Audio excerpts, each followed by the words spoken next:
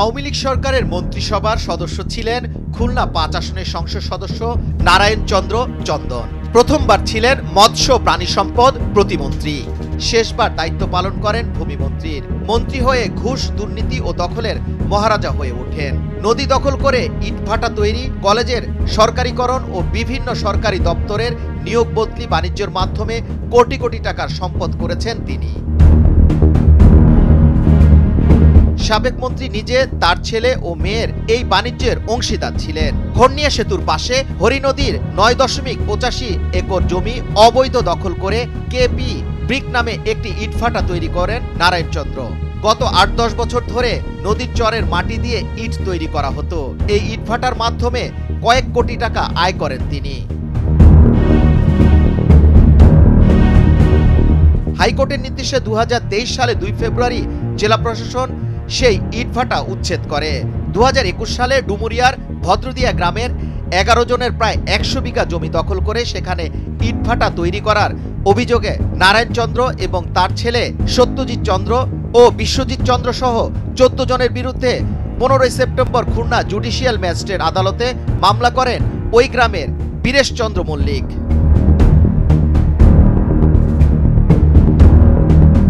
অভিযোগ রয়েছে চরমপন্থী দল পূর্ব বাংলা কমিউনিস্ট পার্টির খুলনা বিভাগীয় সম্পাদক শিমুল ভূঁইয়ার সঙ্গে নারায়ণ চন্দ্রের ঘনিষ্ঠতা রয়েছে।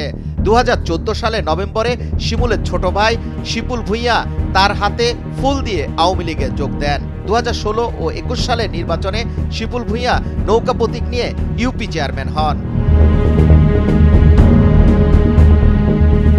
এছাড়া ডুমুরিয়ার চরমপন্থী দল নিউ বিপ্লবী কমিউনিস্ট পার্টির ক্যাডার নারায়ণ চন্দ্রের ছত্রছায়া থাকতেন। ভান্ডারিয়া ইউনিয়নে আওয়ামী লীগের সভাপতি ডাক্তার হিমাংশু বিশ্বাস বলেন, গত ১৭ বছরে নারায়ণ চন্দ্রের ৩টি ইটভাটা করেছেন। তিনি এক ছেলের নামে সারের ডিলার নিয়েছেন। পরিবারের একাধিক সদস্য বিভিন্ন শিক্ষা প্রতিষ্ঠানে চাকরি দিয়েছেন।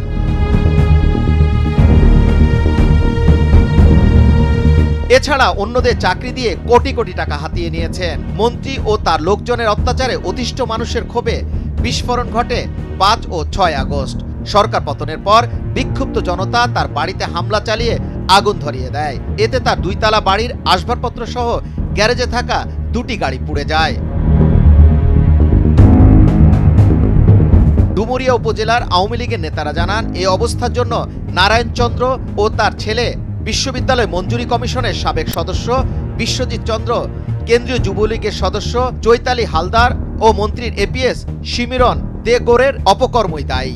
তারা লুটতরাজ করে বিতর্কিত হয়েছেন। মন্ত্রী নিজে নিয়োগ ও দখল বাণিজ্যে সবাইকে ছাড়িয়ে গেছেন। খোঁজ নিয়ে জানা গেছে, ডুমুরিয়া উপজেলার ঘূর্ণিয়া এলাকার নদীর চর দখল করে কেপি নামে ২টি ইটভাটা তৈরি করেন নারায়ণ চন্দ্র। মন্ত্রীর মেজ ছেলে সত্যজিৎ চন্দ্র বিসিআইসি এর সার ও সেনা কল্যাণ সংস্থার সিমেন্টের ডিলার। সত্যজিতের মালিকানায় উষা এন্টারপ্রাইজ গত ১৫ বছর ধরে একাধারে সারের ব্যবসা করে কোটি কোটি টাকা উপার্জন করেছেন। যুবরাজ ফয়সাল, ভোরের কাগজ, ঢাকা।